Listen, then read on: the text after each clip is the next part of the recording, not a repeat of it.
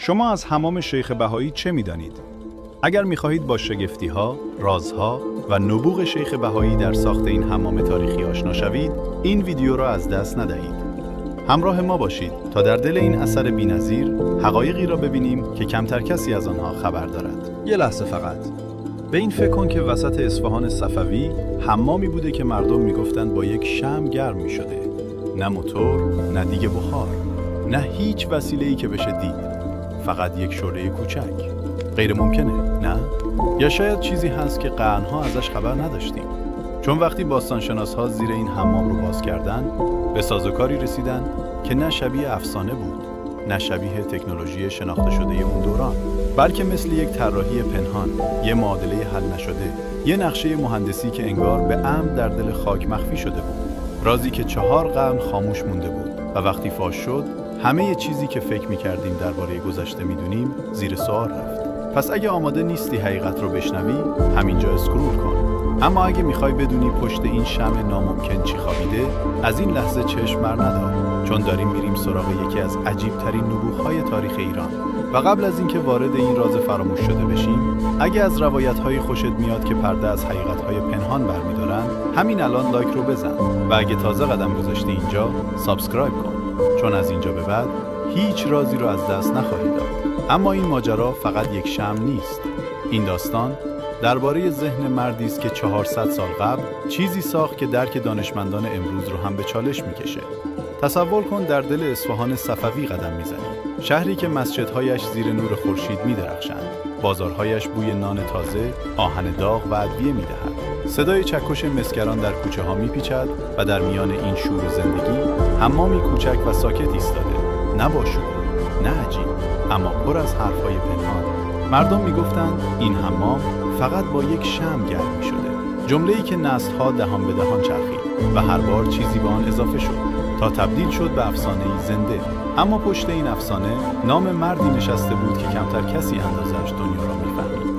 شیخ بهایی، مردی که اگر در زمان امروز زندگی میکرد، احتمالاً یک نابغه چند رشته‌ای در سطح جهانی بود. معمار بود، مهندس بود، فقیه بود، ستاره شناس بود و عجیبتر از همه این که ذهنش همیشه چند قدم جلوتر از جامعه حرکت میکرد. اصفهان صفوی شهری نبود که معمولی ساخته شده باشد. خیابان چهارباغ، زاینده رود، نقشه شهر، زاویه‌ها، جهتگیری‌ها، تقریباً همه چیز بوی فکر را دقت می‌دهد و رد پای شیخ بهایی در بسیاری از آنها پیدا می‌شود.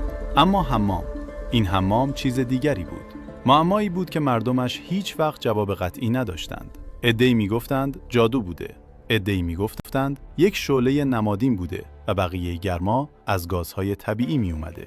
عده‌ای هم فقط میگفتند شیخ بهایی بوده دیگه، ازش هر چیزی برمیاد.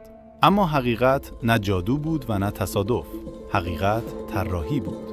وقتی باستانشناس‌ها در سالهای اخیر زیر حمام رو کاویدن، کم کم قطعات پازل ظاهر شد. اولین قطعه، یک مخزن کوچک زیرزمین که داخلش لایه‌ای از نفت سفید یا نفت خام سبک قرار داشت. چیزی شبیه یک منبع گرمایی فوق فشرده و متمرکز. قطعه دوم، یک شبکه پیچیده از لوله کشی که گرمای همین نقطه کوچک رو می‌گرفت و به شکل هوشمندانه در حمام پخش می‌کرد. لوله‌ها طوری طراحی شده بودند که گرما تقریباً هیچ جا تلف نشه. قطعه سوم، ساختار کف و سقف، ترکیب خاصی از خاک، آهک و مواد عایق که درست مثل یک ترموس طبیعی عمل می‌کرد. گرما رو در خودش قفل می‌کرد و اجازه نمی‌داد از حمام خارج بشه. و قطعه چهارم که کمتر کسی بهش توجه می‌کنه، محاسبه دقیق حجم فضا و میزان گرمای لازم برای هر بخش. یعنی شیخ بهایی دقیقاً میدانست شمع چقدر گرما تولید می‌کند، مخزن چه مقدار انرژی ذخیره می‌کند و ساختار حمام چقدر از این انرژی را نگه می‌دارد. این فقط مهندسی نبود، این یک مدل حرارتی کامل بود. کاری که امروز با ابزار دیجیتال انجام می‌دهیم، او با ذهنش محاسبه کرده بود. وقتی این قطعات کنار هم قرار گرفت، حقیقت روشن شد. شیخ بهایی 400 سال پیش یک سیستم گرمایش فوق کم مصرف ساخته بود که حتی امروز هم ساختنش ساده نیست. اما ماجرا یک روی تلخ هم دارد. در دوره قاجار شایعه‌ای پخش شد: زیر حمام گنج پنهانه. کسی نمیدانست این شایعه از کجا آمد، اما نتیجهش فاجعه بود. چند نفر شبانه زیر حمام رو کندند، مخزن رو شکستند، لوله ها رو بریدند و سازوکاری که 4 قرن دوام آورده بود در چند ساعت نابود شد. گنجی پیدا نشد، فقط راز یک نابغه از بین رفت. امروز اگر از کنار حمام شیخ بهایی رد بشی، شاید فقط یک بنای ساده ببینی، اما زیر آن سادگی جهانی از فکر را دقت خوابیده. جهانی که ساخته ذهن مردی بود که قرنها جلوتر از زمان خودش زندگی میکرد.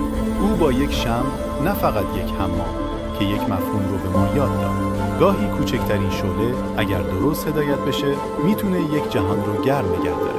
اگر این داستان برات جذاب بود، این ویدیو رو برای دوستات بفرست. بذار اونها هم بدونن چه نبوغ‌هایی در این سرزمین پنهان مونده و منتظر داستان‌های بعدی باش. ما تازه شروع کردیم. و شاید بزرگترین ارزش این داستان نه در حل شدن یک معما، بلکه در یادآوری واقعی باشد که سالها فراموشش کردیم. اینکه ریشه‌های ما در خاکی قرار دارد که قرنها محل عبور اندیشه‌هایی بوده که از زمان خود جلوتر بودند. این سرزمین آدم‌هایی است که وقتی جهان هنوز درگیر ابزارهای ابتدایی بود، آنها از ذهنشان ماشین ساختند. از نور شمع، سیستم حرارت، از یک مخزن کوچک، محاسبات انرژی، از یک تونل ساده، معماری سیال گرما و از یک حمام معمولی، راز صدها ساله‌ای که هنوز مهندسان را وادار می‌کند دوباره و دوباره به گذشته نگاه کنند. گاه در تاریخ می‌خوانیم فلانی نابغه بود. اما نابغه بودن یعنی چه؟